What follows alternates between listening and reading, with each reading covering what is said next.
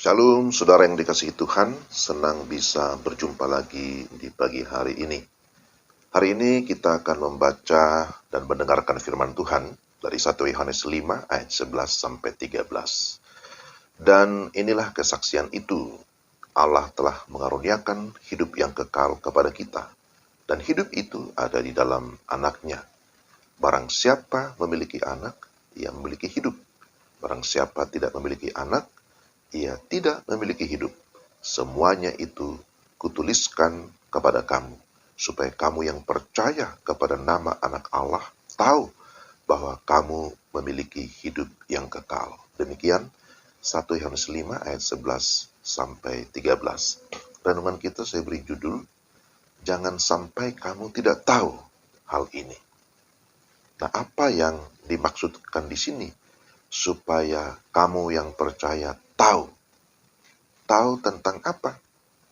Tahu tentang hidup yang kekal.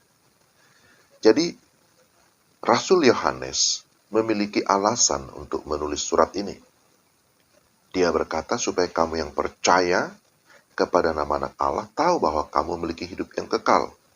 Karena rupanya banyak orang yang mengaku percaya kepada Yesus pada saat itu, tetapi tidak tahu bahwa mereka memiliki hidup yang kekal. Jadi bagian firman Tuhan ini menolong mereka dan juga kita pada saat ini untuk mengetahui fakta yang terjadi ketika seseorang percaya kepada Yesus Kristus. Fakta kebenaran mengenai jaminan keselamatan di dalam ayat-ayat ini dapat digambarkan seperti air dalam gelas. Jika hidup kekal itu bisa disimbolkan dengan air, dan Yesus disimbolkan seperti gelas, maka hidup yang kekal yang diberikan di dalam Yesus dapat digambarkan seperti air yang ada di dalam gelas. Orang yang telah menerima gelas juga menerima air di dalamnya.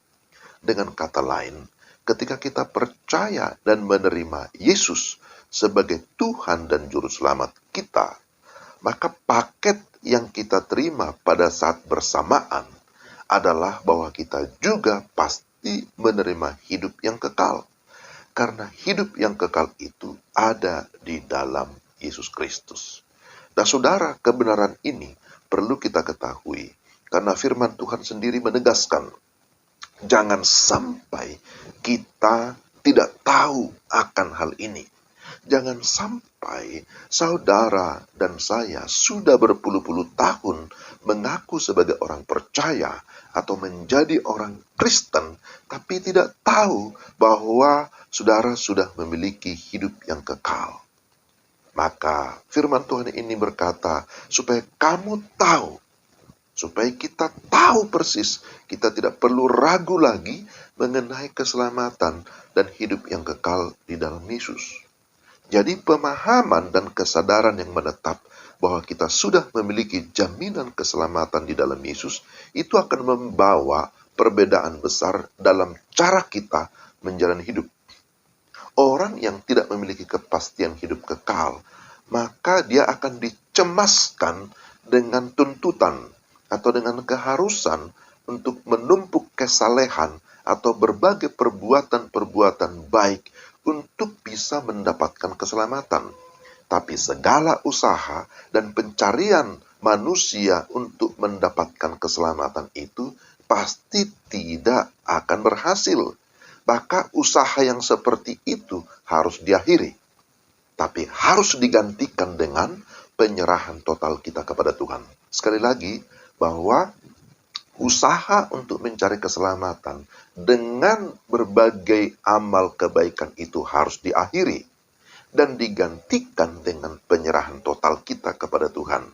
Tapi waktu kita menyerahkan diri secara total kepada Tuhan, maka kita akan melakukan apa yang merupakan kehendak Tuhan, melakukan perintah Tuhan dengan segala ketaatan, dengan segala sukacita. Bukan lagi dengan beban yang berat, tetapi dengan syukur karena kita sudah mengalami kepastian keselamatan. Jadi, waktu kita tahu akan hal ini, tahu bahwa kita memiliki kepastian keselamatan, kita memiliki rasa aman, memiliki damai sejahtera yang melingkupi hati dan pikiran kita. Maka citra diri kita sebagai anak Allah atau status kita sebagai anak Allah itu akan terus memberikan kita nilai hidup, memberikan kita semangat hidup untuk mampu bertahan, bahkan terus memiliki terobosan-terobosan menjalani kehidupan. Nah, kita akan dengan yakin berkata, saya tahu saya adalah anak Allah. Saya tahu saya memiliki hidup yang kekal di dalam anaknya, Yesus Kristus. Saya tahu bahwa dia menjamin keselamatan saya, dan itulah yang benar-benar memberikan kita sebuah kehidupan yang baru, hidup yang semakin mencerminkan dan memuliakan Allah.